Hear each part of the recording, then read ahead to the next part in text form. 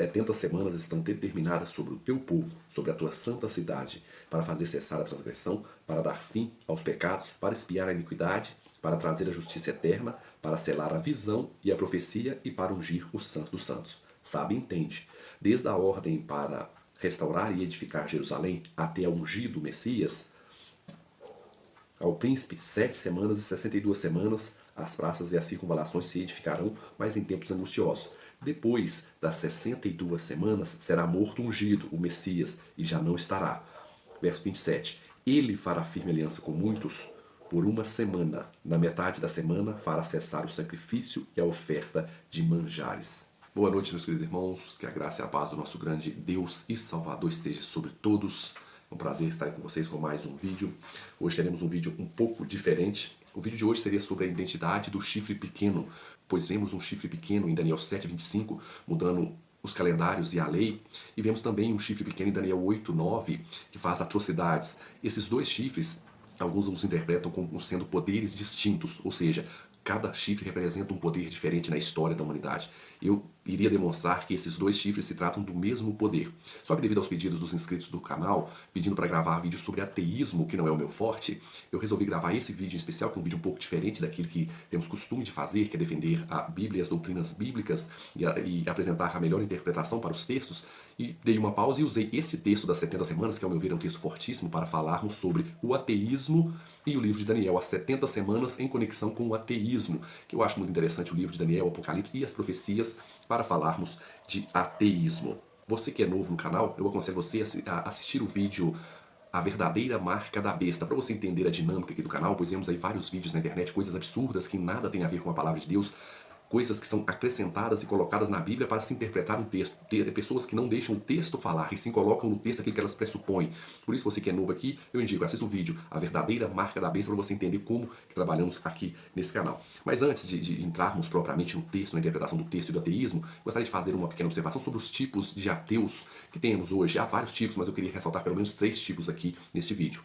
O primeiro tipo de ateu é aquele ateu que não se preocupa com Deus, o assunto Deus na vida dele é um assunto secundário ou terciário e por aí em diante. Ele preocupa às vezes mais com os estudos, com o trabalho, com a empresa, com a vida, os afazeres do dia a dia, e não se preocupa muito com a questão de Deus, se Deus existe ou não. Ele crê que Deus não existe, mas isso não é um assunto pertinente que ele para pensar.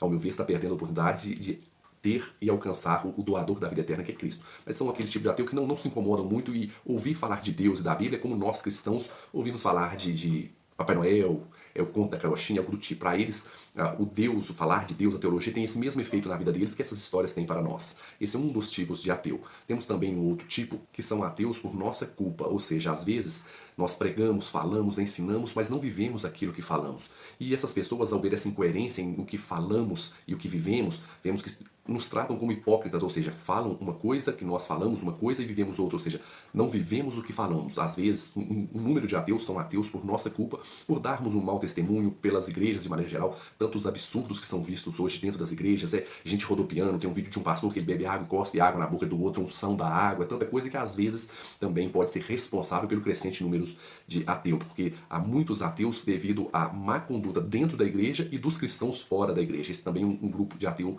que merece uma certa atenção. E um terceiro grupo, que são os ateus, que às vezes são pessoas obstinadas, pessoas que têm dificuldades com autoridades superiores a eles, eles não conseguem imaginar que existe um Deus acima deles, Deus a qual eles prestarão conta de todas as suas atitudes. Eles às vezes têm dificuldade com isso, têm dificuldade com regras, com leis e são um pouco rebeldes. E se não bastasse isso, são pessoas que às vezes, por não aceitarem que Deus exista, eles começam a desmerecer a Bíblia, falar mal da Bíblia, criticar a Bíblia, tentar provar para nós cristãos que Deus não existe e fazem críticas à Bíblia que muitas vezes não tem nada a ver com a verdade. Eles também não se preocupam com a verdade. Nós cristãos não mentimos por causa do mandamento de Deus, que não mentir, quem mente é filho do diabo. Eles não mentem descaradamente, inventam argumentos que já foram respondidos, eles trazem à tona, e o que eles fazem é criticar o Evangelho, criticar a Deus e se opor à palavra de Deus. Não basta ser ateu, tem que ser ateu e se opor à palavra de Deus. É sobre esse grupo que quero falar um pouquinho hoje. Esse grupo, eles às vezes pegam, não, a Bíblia é uma colcha de retalho, a Bíblia tem textos que foram acrescentados, é uma colcha de retalho, cada um colocou um texto, eles pegam alguns exemplos que são a minoria, que não representa nem 1% da palavra de Deus, e usam como se fosse a regra, usam a exceção como se fosse a regra. Darei um exemplo para vocês, o texto de Mateus 17:21, que diz, se vocês observarem, o versículo 21 está entre colchetes, mas esta casta não se expele senão por meio de oração e de jejum. E outro texto também, que é o texto do final da oração do Pai Nosso, que se encontra em Mateus 6:9. Quando lemos o verso 13, no finzinho diz: pois teu é o reino, o poder e a glória para sempre. Amém. Essa frase também está entre colchetes. Ou seja, eles pegam esses textos, não, tá vendo, isso aí foi texto acrescentado, a Bíblia é uma colcha de retalho. Só que eu até pretendo futuramente gravar um vídeo sobre isso, as variantes textuais da palavra de Deus. Só que eles pegam isso, fazem um escarcéus como se isso fosse a verdade, que a Bíblia é uma fraude, é toda adulterada, e não explicam a verdade para os irmãos. Assim como tudo evoluiu, tudo no mundo evolui, o telefone, tudo, a internet, as coisas hoje são maravilhosas, você pode me assistir de longe. Tudo evoluiu, a crítica textual, a baixa crítica, a boa crítica, aquela que estuda e tenta voltar às fontes dos textos, ela também evoluiu. As Bíblias que temos, na maioria, tiveram como base o texto recepto, ou textus receptus em latim.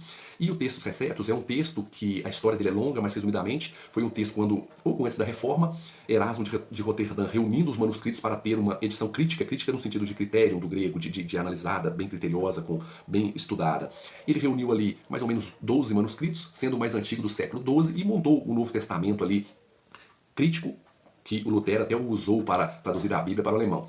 Como ele não teve acesso a manuscritos anteriores ao século XII e fez esse texto do Novo Testamento com apenas ali 12 manuscritos, ele reuniu o que ele tinha em mãos, fez um trabalho brilhante no tempo dele, porém, com a evolução da crítica textual, começou a descobrir manuscritos do século VIII, do século VI, do século IV, vários do século IV, do século III, do século II, e aí, com essa descoberta de manuscritos mais antigos, mais próximos de Cristo, veio à tona que uns trechinhos como esse não eram encontrados em todos os manuscritos, ou seja, os mais antigos não tinham alguns trechinhos como esse, e se a gente olhar também que é questionável a passagem da mulher adúltera, o finzinho ali de Marcos, e com isso eles pegam essas exceções, não a Bíblia é uma coxa de retalho, só que eles não falam para os irmãos que nenhuma doutrina dos cristãos, do cristianismo, é pautada, baseada e sustentada em textos que são textos que têm uma certa dúvida pela crítica textual, e esses textos representam menos de 1% de toda a Bíblia. Eles não falam isso. Eles não falam que esses textos são textos que o que está no versículo é encontrado em outra parte da Bíblia. O autor pôs ele só para dar sentido, tentando harmonizar com outra parte da Bíblia, ou seja, não é um ensinamento extra-bíblico. Eles não contam que as doutrinas do cristianismo, como Cristo nascer de uma virgem, Cristo morrer e ressuscitar, e Cristo é Deus, João 1, são textos que não tem nenhum problema, são textos fidedignos, eles não falam isso. Eles usam a exceção como se fosse a regra. Eles pegam também o número de variantes textuais que temos hoje no Novo Testamento. O Novo Testamento, eles falam, não tem ali, cada hora essa conta aumenta, temos 50 mil variantes no texto do Novo Testamento, não dá para confiar e tal. Só que eles não falam que o texto do Novo Testamento, temos hoje 5.800 cópias do texto do Novo Testamento. E esse texto, se um escriba escreveu, e Jesus disse, o próximo pegou e escreveu, e ele disse, e o terceiro escreveu, e o Senhor disse, e o outro inverteu a ordem de alguma delas, e disse ele, disse o Senhor, e disse Jesus, cada erro desse, se for feita 1000 cópias de cada manuscrito desse, ou seja, 5 variantes, foram feitas 1000 cópias de cada um desses manuscritos com essa divergência. Ao fim serão 5.000 erros, 5.000 variantes. As variantes são contadas dessa forma, ou seja, se ele inverter a ordem, Jesus disse, disse Jesus, é considerado uma variante. Se tiverem 5.000 cópias com essa divergência, são contadas 5.000 variantes. Eles não falam isso, que esse número exagerado de variantes é devido a esse tipo de coisa que não muda nada no sentido dele disse, Senhor disse, Jesus disse, e disse Jesus. O que isso muda no cristianismo? Nada. Nada. Eles não são honestos em dizer isso. Até Bart de Ehrman, que é o maior crítico que temos da Bíblia, colocou no seu livro, no fim do seu livro, uma nota dizendo que nenhum texto que o cristianismo se apoia para suas doutrinas tem alguma sombra de dúvida. Todos são textos fidedignos. Só que ele viu que ficou feio para ele, foi e arrancou essa citação nas próximas edições. Ou seja, eles não preocupam com a verdade. E esse pessoal, eles tentam trabalhar atacando a Bíblia, só que eles têm muita coisa a responder na crença deles, que eles não respondem e eles já vêm para a Bíblia. Irei trazer algumas para os irmãos entenderem, que eles ao invés de tratar os problemas internos deles, ou seja, problemas que quem não crê em Deus deve resolver primeiro, eles vêm e atacam a Bíblia. Muitas das vezes para aparecer, para ganhar mídia e tudo mais, mas ao invés de tratar os problemas dentro de casa, eles vão para fora de casa tentarem atacar a palavra de Deus. Veja alguns exemplos que eles têm que resolver e não resolvem e vêm criticar a Bíblia. Com as descobertas, eles dizem que o mundo tem 6 bilhões de anos, alguma coisa do tipo, né? O planeta Terra tem, o universo tem 14 ponto alguma coisa bilhões de anos, e a Terra acho que 6 bilhões de anos. Com essas afirmações e com as descobertas que temos hoje, eles têm que responder muita coisa. Os dinossauros viveram há mais ou menos 120 milhões de anos antes de nós, segundo a teoria dos evolucionistas, aqueles que não creem na Bíblia, não creem que Deus criou e creem que tudo surgiu espontaneamente. Contrário à ciência, que Pasteur, se não me engano, diz que de não vida não pode gerar vida, vida só gera de vida. Nesse contrário à ciência, eles se dizem os cientistas, os que são pautados pela ciência. Eles devem responder que por que os dinossauros que viveram há cerca de 120 milhões de anos Ainda hoje são encontrados fósseis em todas as partes do planeta Terra com tecidos moles, com sangue, com colágeno. Por quê? Há um erro de cronologia aí, não? As descobertas do telescópio Hubble mostrou isso e isso veio a ser confirmado com as descobertas do telescópio James Webb, que eles diziam que as galáxias estavam em processo de formação há 14 bilhões de anos. O telescópio James Webb tirou uma foto que está mais ou menos, segundo a cronologia, baseada na distância em anos-luz, que está mais ou menos a 12 bilhões de anos-luz, ali no início do universo, segundo a teoria deles, que as galáxias já estavam formadas. E aí eles tentaram dizer que o universo é mais velho, mas se é mais velho era para tudo ter desorganizado, que tudo está desorganizando, por quê? E aí eles não respondem isso também. Eles não respondem que na teoria do Big Bang, segundo eles, uma grande explosão, os planetas rochosos vieram aquela bola incandescente, esfriando, esfriando, e se tornaram os planetas como a Terra. Pois bem, se a Terra é um planeta rochoso e ela era incandescente e se esfriou, de onde veio a água do planeta Terra? Qual é a origem da água do planeta Terra? Eles têm que responder isso. Por que não respondem isso primeiro antes de virem criticar a Bíblia? Qual a origem da água do planeta Terra? Eles não respondem. Eles não respondem que a Lua está se afastando cerca de 1 polegada, 2,5 centímetros da Terra cada ano. Se voltarmos a 120 mil anos, mais ou menos, era para a Lua esbarrar na crosta terrestre. Porque da mesma forma que ela está se afastando, então um dia era para ela rodar esbarrando na Terra, a Terra rodando e esbarrando na Lua. Não vemos nenhuma marca disso. Se isso acontecesse, seria impossível haver vida na Terra e eles não respondem isso. Eles não conseguem responder e vêm criticar a Bíblia. Eles não respondem também que Júpiter está hoje a uma temperatura de 120 graus Celsius, sendo que o universo tem cerca de 272 graus negativos. Como que o universo dessa idade tem um planeta que está exalando calor, perdendo calor e há tanto tempo? É como você colocar uma batata, segundo Marcos Eberlin, colocar uma batata quente no freezer e um ano depois você voltar lá, a batata ainda está quente no freezer. Como que eles respondem isso? Não respondem. E outras coisas, o campo magnético da Terra está diminuindo. Isso foi comprovado. Se voltarmos também 120 mil anos aproximadamente, esses valores são aproximados só para os irmãos entenderem, era para o campo magnético ser tão forte que impossibilitaria qualquer tipo de vida na Terra. Como eles respondem isso? Por que não respondem isso? E as coisas também que são difíceis de responder, que nem Darwin respondeu, se formos evoluindo, como eles dizem, e nos evoluindo, de onde se originou o sexo masculino e feminino? Quando a evolução parou e começou a ter reprodução? Ou seja, deveria haver uma evolução de dois seres juntos no mesmo local e na mesma época, no mesmo local geográfico e na mesma época cronológica. Ou seja, porque se um evoluir homem aqui na América e um evoluir fêmea lá na África, eles nunca se encontrarão, nunca se darão continuidade à reprodução. Ou seja, eles não conseguem explicar a origem do sexo feminino e masculino na teoria da evolução. Então eles não respondem isso e vêm criticar a Bíblia. Para os irmãos entenderem, uma crítica que é de Adalto Lorenzo, é muito interessante. Você pega, sua casa tem uma janela, a janela está aberta, você chega a ter um bolo de chocolate na sua mesa, aquele bolo de chocolate bonito. A janela aberta, a mesa debaixo da janela, o bolo.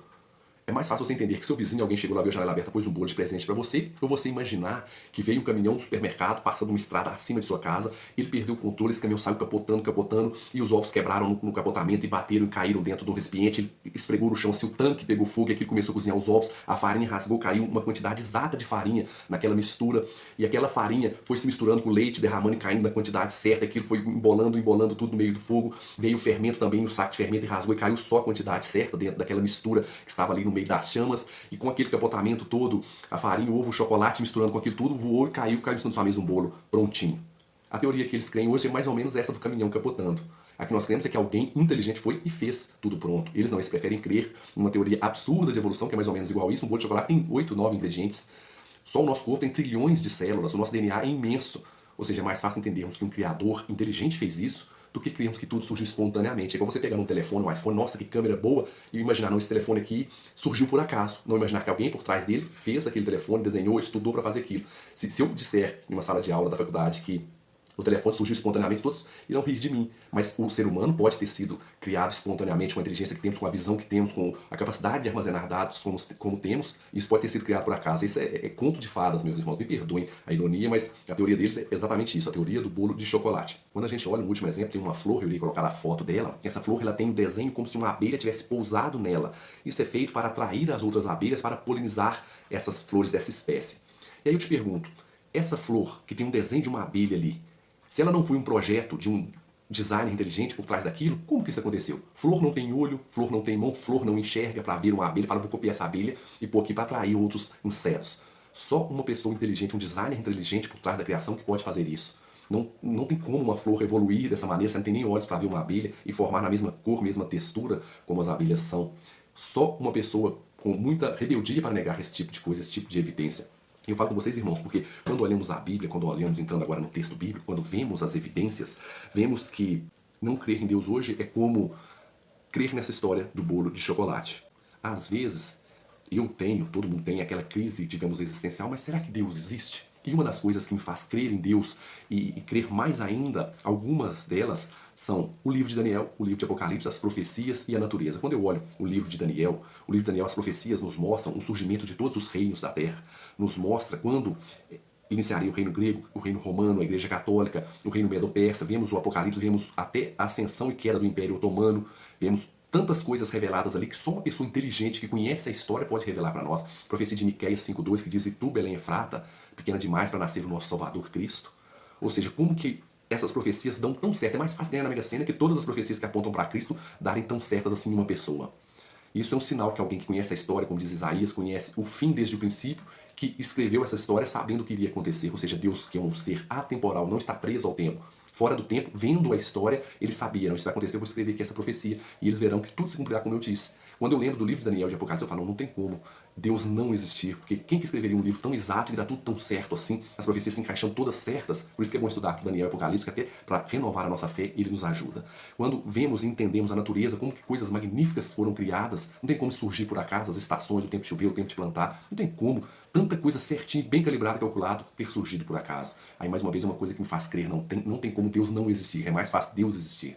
Isso são coisas que nos voltam para Cristo. E quando estudamos as profecias, quando estudamos em especial o livro de Daniel, quando vemos as 70 semanas, como eu disse, a gente vê que 70 semanas estavam determinadas sobre o povo de Israel, e é explicado que 7 semanas, 62 semanas se passariam, com tempos angustiosos a cidade seria restaurada, e aí depois dessas 62 semanas seria morto, ungido o Messias, e nessa última semana, nessa explicação de partes por semanas, ele faria firme aliança com muitos por uma semana, e faria cessar o sacrifício, a oferta de manjares, todas as coisas típicas do santuário. Ele invalidou todos esse tipo de sacrifício, de ofertas que eram feitas no santuário com a sua morte e ressurreição.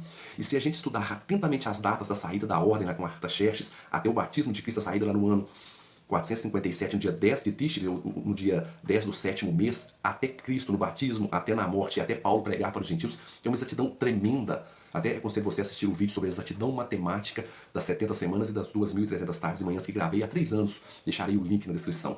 É tão exato que é impossível algum ser humano normal escrever isso e acertar tão certo, assim, tão perfeito, com tanta exatidão, com tantos detalhes. Só um ser superior, poderoso, todo-poderoso, atemporal, onisciente para escrever uma profecia a dar tão certo assim. Por isso a importância de estudarmos Daniel e Apocalipse. E até para os ateus fica difícil explicar como que as profecias dão tão certas em Cristo, como que a profecia das 70 semanas, se você marcar a data, dá certinho da ordem da saída do decreto até o batismo, morte e ressurreição de Cristo, e o ministério de evangelização ser disponibilizado, o privilégio missiológico para os gentios e não somente para os judeus. Não tem como um ateu explicar que um livro que foi escrito 500 anos antes de Cristo, aqueles que falam, não foi Daniel que escreveu, foi os Macabeus, mas mesmo os Macabeus, 150 anos antes de Cristo, profetizou e deu certo. A profecia do nascimento de Cristo, eu creio que foi escrito pelo próprio Daniel. Eles não conseguem explicar isso e vêm criticar a Bíblia, eles não resolvem os problemas deles e vêm criticar a Bíblia. Quando a gente olha, irmãos, Jesus foi um homem, falando de Jesus como um homem tão importante, é impossível hoje negar que Jesus existiu, tem até a ideia do Jesus Cristo e do Jesus homem, tentando desmisturar ali, mas não tem como negar que Jesus existiu e que ele realmente é o Cristo, o Messias, que veio para pagar pelos pecados da humanidade. Quando vemos o ministério de Cristo, quando estudamos o ministério de Cristo, vemos que Jesus, ele foi um fenômeno tão importante, tão magnífico no seu tempo, que ele mudou a história. Se hoje estamos no ano 2024, é por causa de Cristo. O mundo inteiro segue o calendário 2024 depois de Cristo. Até os judeus, os muçulmanos que têm outro calendário, o calendário comercial deles é igual ao nosso. Por causa de Cristo. Cristo foi um homem tão extraordinário que ele conseguiu mudar o tempo, ele conseguiu mudar a história, ele conseguiu fazer com que o mundo inteiro lembrasse dele, seguisse ele, ainda que não cresce nele, ele seria um homem muito influente. Esses ateus que às vezes criticam a Bíblia, eles não conseguem convencer nem a família deles, muito menos o bairro. Quem dirá o mundo? Quem dirá ser uma pessoa tão influente a ponto de comover o mundo? Mas para criticar Cristo eles são bons, mas não passam ali de uma meia dúzia que criticam com argumentos já falidos e não têm uma influência de 0,01% perto do que Cristo fez como homem. E é interessante que quando a gente olha a narrativa do livro do Novo Testamento, os primeiros a verem Cristo ressurreto foram mulheres. Se fosse um testemunho forjado, o testemunho de mulher não valia nada naquele tempo. Se fosse uma história forjada para dizer que Jesus é o Messias, vamos montar uma história, eles colocaram os valentes, os heróis, os reis, os gladiadores viram Cristo ressurreto, não, mulheres que viram Cristo. Aí mostra que não foi uma história feita, forjada para falar de Cristo. Quando a gente vê As pessoas que serviram e seguiram a Cristo, como Paulo, Pedro e todos os apóstolos que tiveram fins tristes, horríveis. Pedro, segundo a tradição, foi crucificado de cabeça para baixo, Paulo foi degolado, ou seja, eles preferiram morrer a negar aquela verdade que eles viram tão vívida com seus olhos.